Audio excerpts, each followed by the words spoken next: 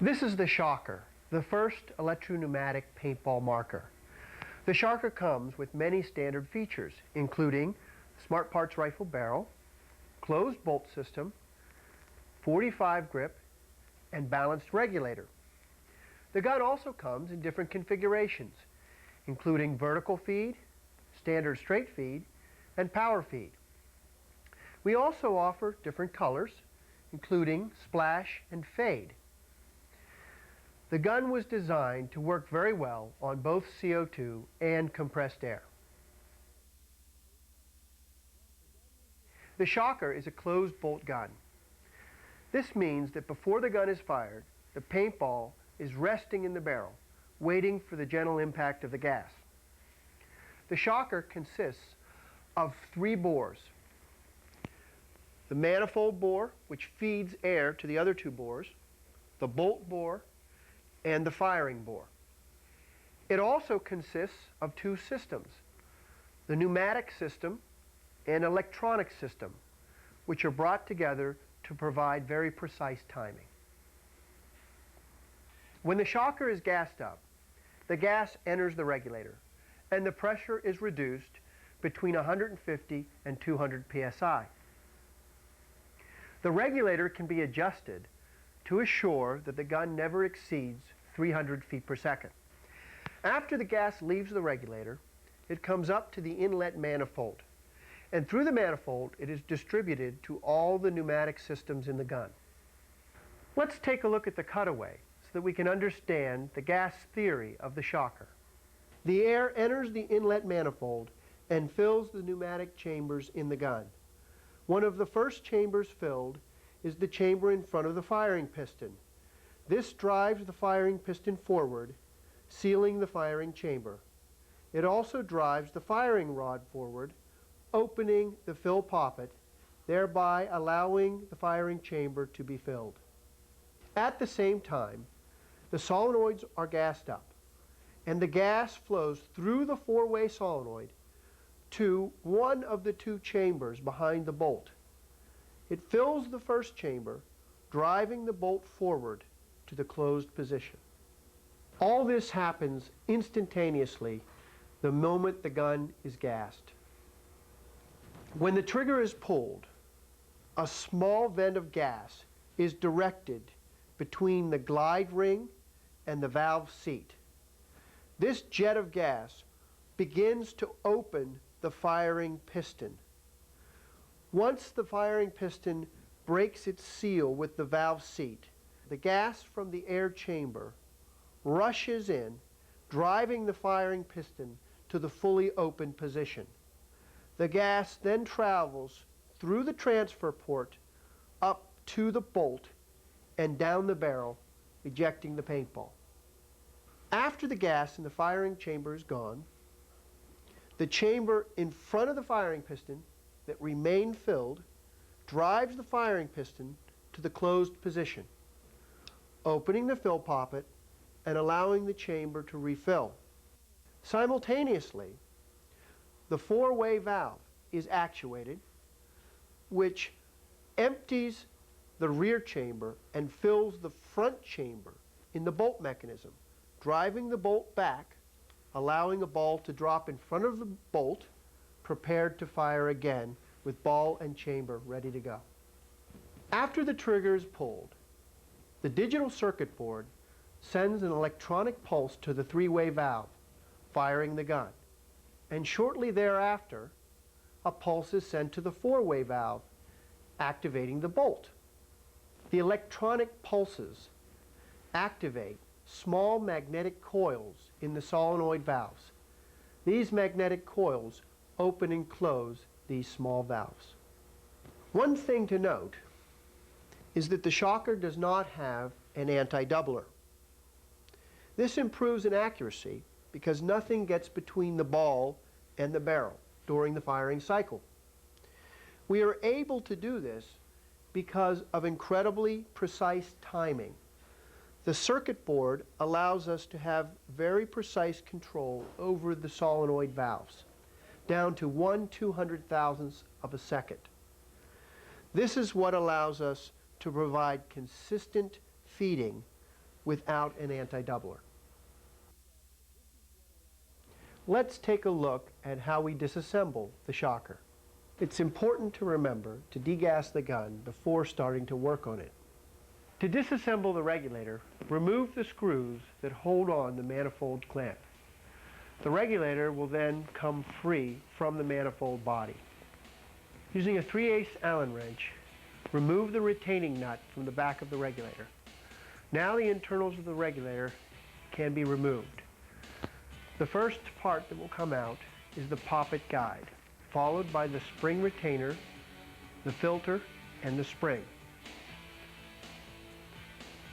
The poppet, the seat end cap, and the seat base. Now let's go to the other side of the regulator. Remove the cover by unscrewing it. Then remove the filter element and spring washer, followed by the main spring, the spring guide, and the spring pin. Now we're able to remove the regulator piston.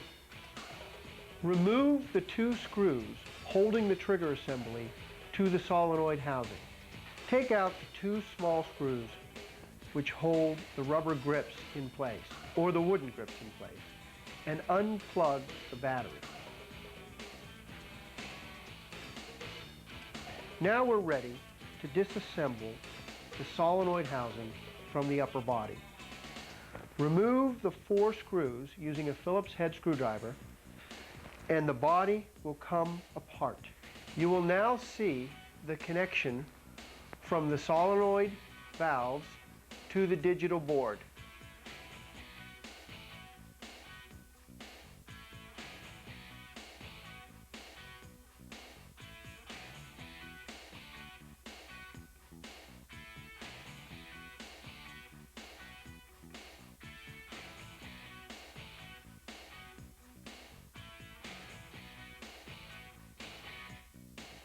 The shocker goes back together the same way it came apart.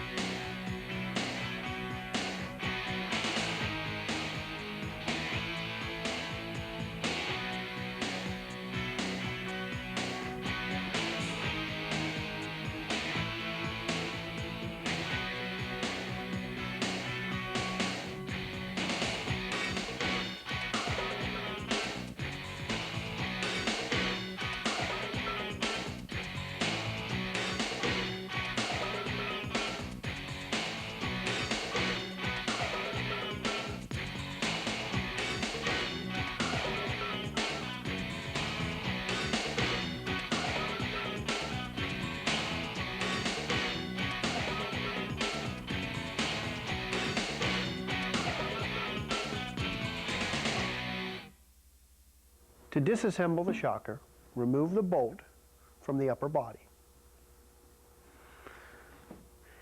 It's very important to use the proper O-rings on the bolt. When disassembling the bolt, if you reassemble the bolt using the improper O-rings or wrong durometer O-rings, the bolt will not function properly. Let's disassemble the bolt further. Normally, we never have to disassemble the bolt further. But under extreme circumstances, for example, a bolt bumper deteriorated, we may get ball breakage that is unexplainable. In this case, we would further disassemble the bolt. Let's remove the bolt end cap.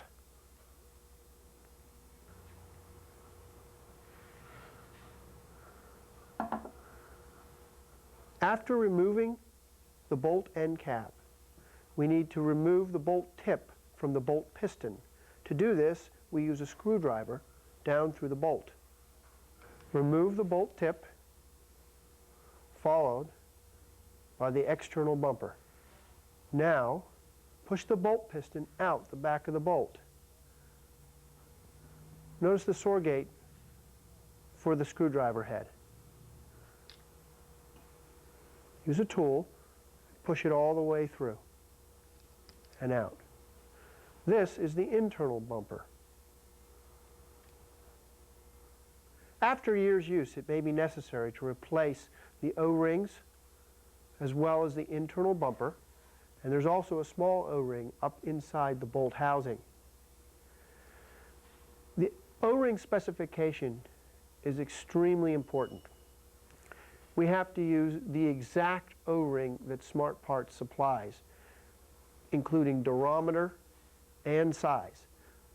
If you do not use the proper O-rings, the gun will not maintain its timing. Now we're going to disassemble the fill poppet and the firing piston. Use a screwdriver to remove the fill poppet. Well, if you notice, the housing wasn't coming loose, just the fill poppet cap. So first we need to screw the cap in tight. Then loosen the housing with a wrench to get it started. Now we can use a screwdriver to remove it the rest of the way.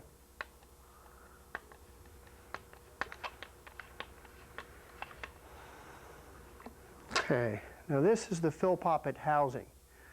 Let's remove the rest of the firing chamber before we disassemble this. If we go to the other end of the gun, we can take out the firing piston housing. Let's remove this barrel first.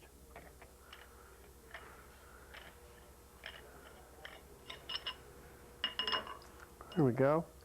Okay, this is the firing piston housing. Use a screwdriver to remove that. And with the housing comes the firing rod, and the firing piston is up inside the housing. Take apart this first. Sometimes the firing piston can get wedged down in the housing in the disassembled form.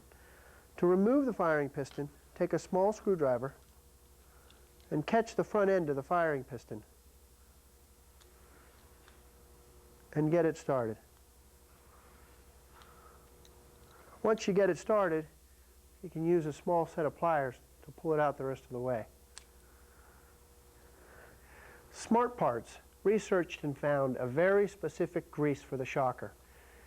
You must use that grease and none other, or you will void your warranty. If we look at the firing piston, note the crack on the glide ring. This white ring is the glide ring. The white ring needs to be replaced periodically, probably once a year, maybe twice a year.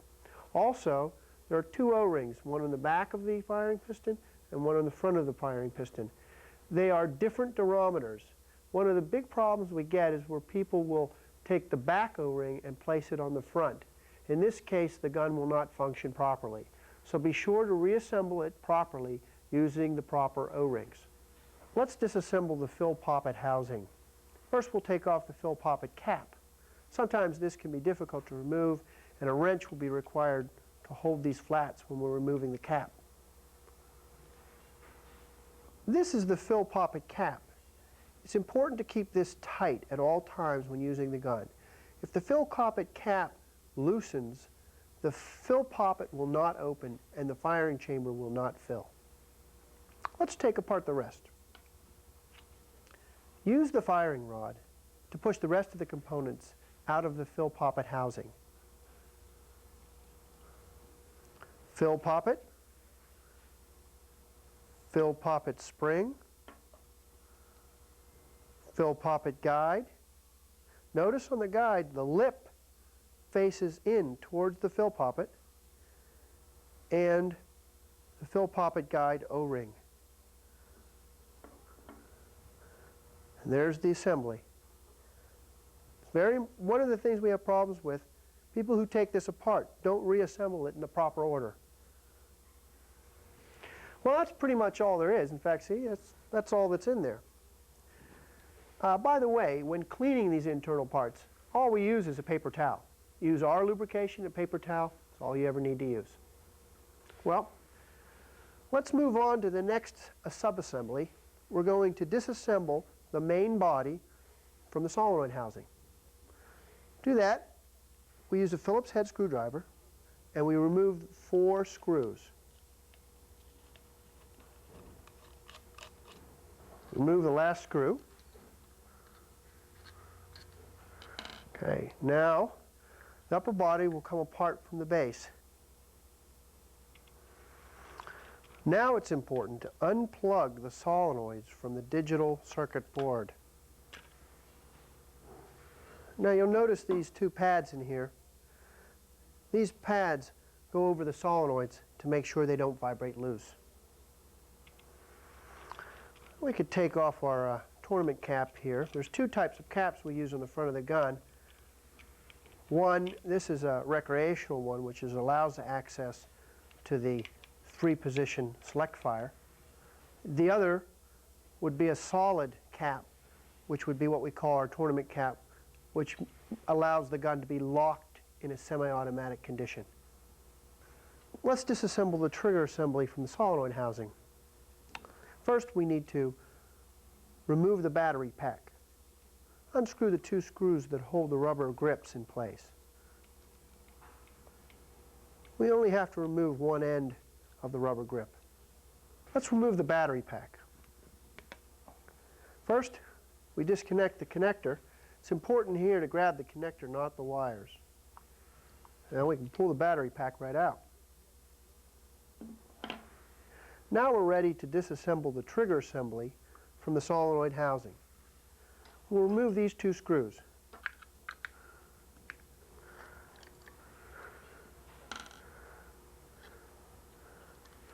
Two will come right apart. Now we'll disassemble the trigger assembly. We'll remove the safety spring. Now, to remove the trigger, we would have to take off these 2 small C-clips and drive the trigger pins out of the trigger assembly. At that point, the trigger will just fall straight out. Now let's remove the regulator from the trigger assembly. Let's remove the manifold bracket using a 5/32 Allen key. This is a CO2 system. It has 2 screws. All compressed air systems have 4. Once we remove the clamp, the regulator will come right out. And now we can disassemble the regulator.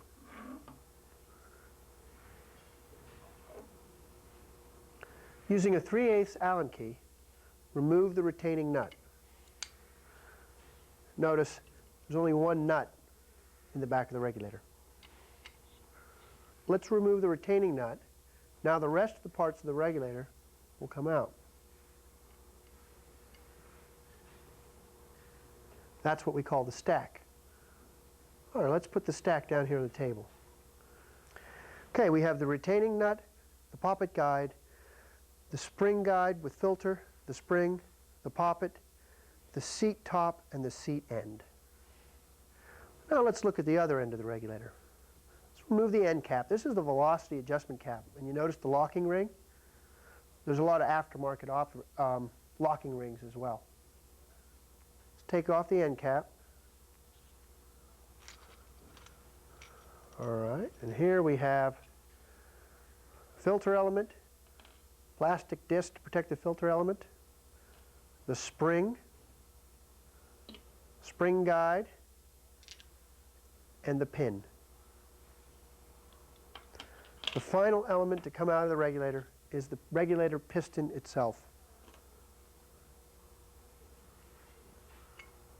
And this is the piston.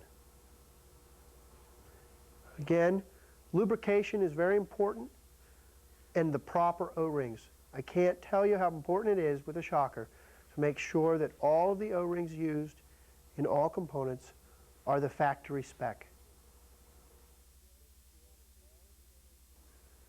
As we reassemble this, we're going to talk about some of the troubleshooting items. Again, the proper O-rings and lubrication on the piston. After we've put the piston back inside the regulator, we'll assemble the cap end first. Drop the guide pin down into the spring guide. Let's put the filter element into the end cap, followed by the protective plastic piece, and then finally the spring. Now we drop the spring guide and pin in top on the spring.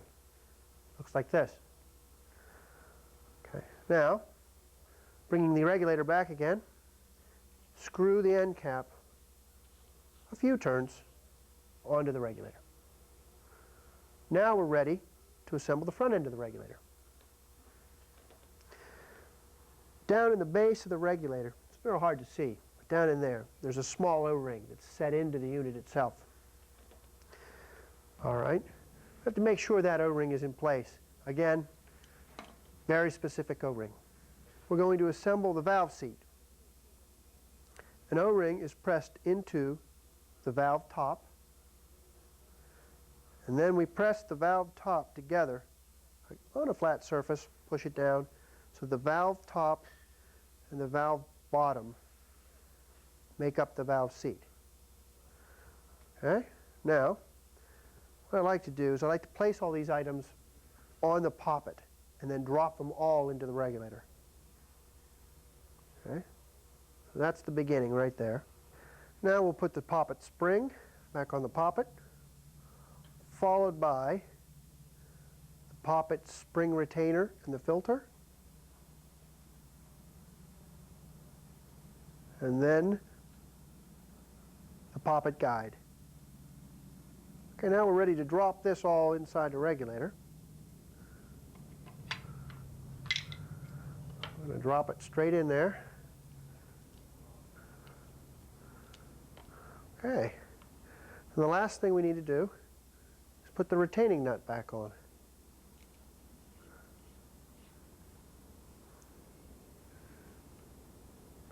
Use that 3/8 Allen again, tighten it up. Bottom it, doesn't have to be excessively tight, just bottom it. That's the reassembly of the regulator. Now we're ready to place the regulator back on the trigger assembly. Okay. Push it back in place. We'll reinstall the clamp.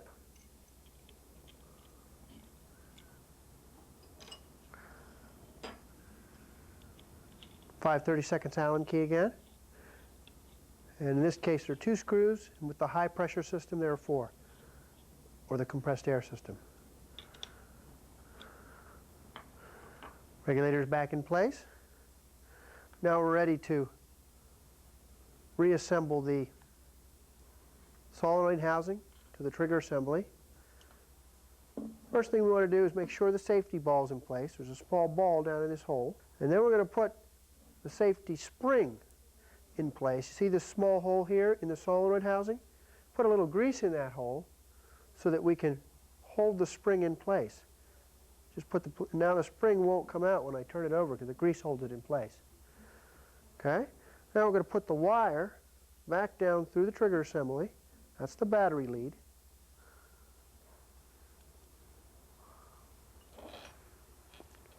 And then we put this back together and line up the holes.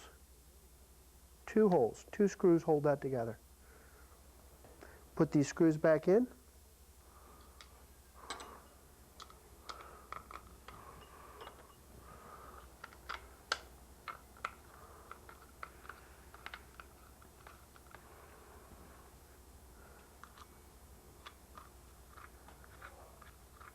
Okay. Now it's important to keep those screws tight. We usually suggest that you use a Loctite to lock these screws in place, because if the trigger assembly comes loose from the solenoid housing, the trigger will no longer make contact with the firing switch. So you want to keep these screws firm and tight.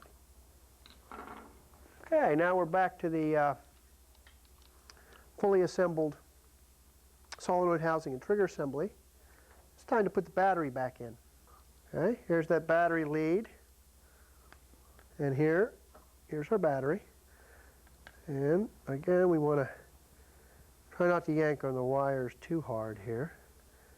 And snap that back into place like that. Then we can drop the battery back in. It's nice to put the excess wires down in this gap here so they don't get pulled.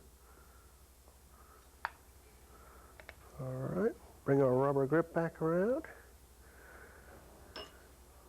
and put the grip screws back in.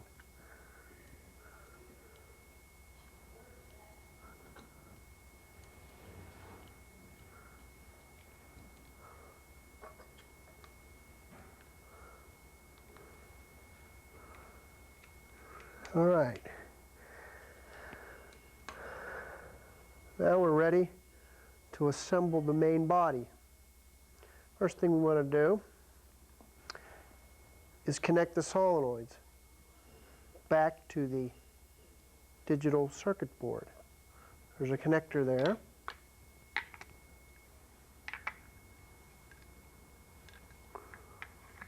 Okay. Once we've made that connection, line the body back up. We'll put our tournament cap back in place. In this case, it's not a tournament cap, it's a recreational cap.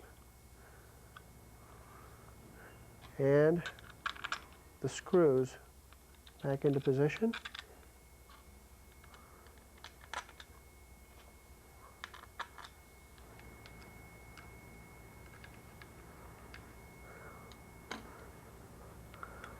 And reassemble my hose. Push to connect fitting. And now we'll reassemble the internal components. Let's reassemble the bolt housing and the bolt piston. Make sure that your bumper is in place because the gun will not shoot properly if the bumper is not on. Also, make sure the O-rings are lubricated well. And we just push this right up in through the housing and out the other side here, like that. Okay? Now, we need to reassemble the bolt tip. Again, there's another bumper now on the outside. This is the external bumper. It needs to be in place. If it's left out, the gun will not shoot properly. Screw the bolt tip on the end of the bolt piston. Well, we have to apply a little bit of green Loctite in here to lock this in place. After you apply the Loctite, use a screwdriver through the back of the bolt into the bolt piston, and we screw this down and lock it into place. The retaining compound take about 9 hours or so to set up. We're going to put the bolt piston guide back into the bolt. First, we take the O-ring back inside the bolt, and then we take a screwdriver and lightly push the O-ring down against its sealing surface. It's sort of hard to see because it's quite a ways down in there, but you just tap it lightly and you can press it down against its sealing surface.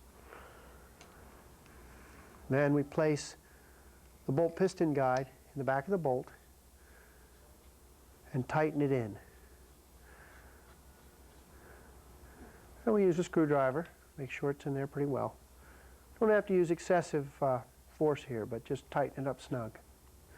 Let's place the bolt back in the gun.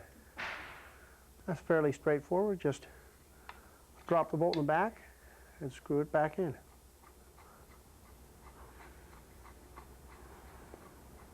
Okay.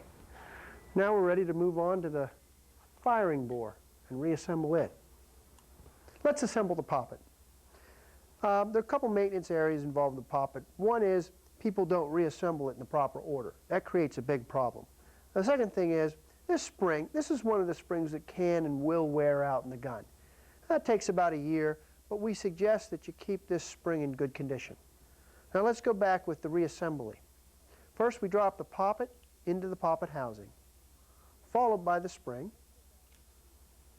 followed by the spring guide. And notice the lip on the spring guide. That lip must be facing down towards the poppet. All right, and then finally, the O-ring. Drop the O-ring in and move it around with your fingers to make sure, see how it comes over top of the poppet guide. Then finally, put the poppet guide end cap on and screw it down with a screwdriver. We can assure that this component is working properly by using the firing rod. Place the firing rod in the back of the fill poppet, and you can open and close the fill poppet by applying force to the rod. The fill poppet should open and close under the spring pressure. If the fill poppet stays open all the time, it has been misassembled, and you need to take it apart and reassemble it to assure the force. After a year's use, the glide ring can wear out. If it does wear out, it may cause a timing problem in the gun. To replace the glide ring, we remove it from the firing piston. Notice the cut in the glide ring. Place a tool in the cut. We can wedge the glide ring off of the firing piston.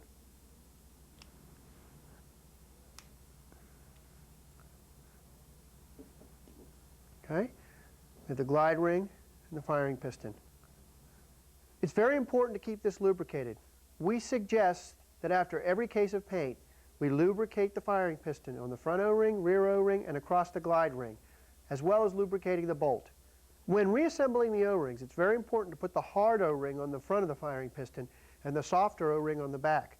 Mixing these O-rings up will cause the gun to malfunction dramatically. Please make sure you use the right O-rings. All right, let's reassemble this. We stick the firing piston back into the firing piston housing, as such. It's very important to put the firing rod back into the assembly before replacing the unit back into the gun. Put the rod in the end of the firing piston. Now we're ready to drop this inside the gun.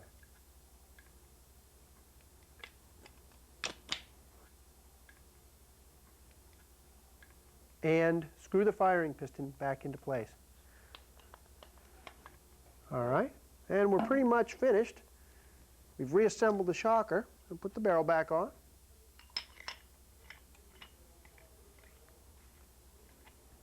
There we go, we've reassembled the shocker. It's very important to clean your shocker. After every case of paint, we suggest that you remove the firing piston and the bolt, clean it with a paper towel, and lubricate them heavily. Also clean the upper bores with a paper towel. Try to keep the gun clean and it will work very well for you. It's very important to keep your batteries in good shape. If the batteries drop below 5.8 volts, you will experience problems. This is the digital circuit board. It controls the solenoids, which control the operating parameters that control the paintball gun. Notice the selector switch in the front of the gun. This is a select fire version of the shocker. It has 3 modes of fire: fully automatic, semi-automatic, and 3-shot burst. The turbo option only works when in the semi-automatic mode.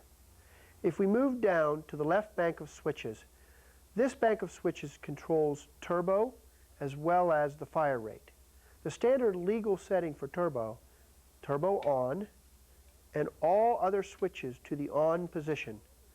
This produces 8.75 shots per second. If you don't choose to use the turbo option, turn the turbo switch off and move all other switches to the off position. That allows for the fastest fire rate, which is 11.25 shots per second. The right bank of switches controls the timing of the gun and is factory set. We suggest that you do not change the factory settings. After seeing this video, you know the proper way to maintain your shocker. If you have any problems though, please feel free to call us. We have a large technical staff, a staff that plays almost every weekend and knows what it's like to have a gun that doesn't work right. Please give us a call. We'll do everything we can to help you.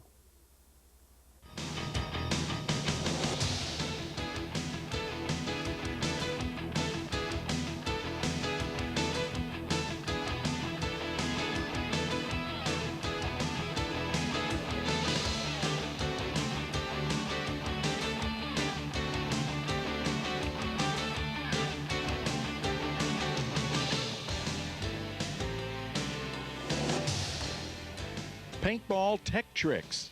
Learn design theory, troubleshooting, and proper assembly procedures from the masters, as each paint gun is completely disassembled by the top designer or owner of the company that makes the gun.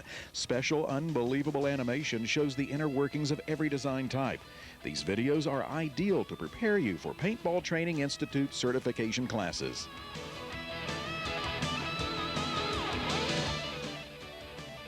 Paintball Training Institute. In today's dynamic paintball world, you can become a certified PTI graduate and earn top dollar in the paintball industry. All certified PTI graduates are listed on the internet website www.paintball-pti.com. Meet Bud Orr in person and take classes in high-pressure theory, basic airsmithing, advanced airsmithing, player safety class instructor training, refereeing, and more.